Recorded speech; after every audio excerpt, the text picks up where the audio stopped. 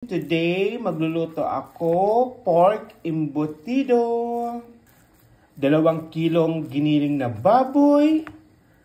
Maglagay ako ng karote. Magad ako ng pickles. Sibuyas.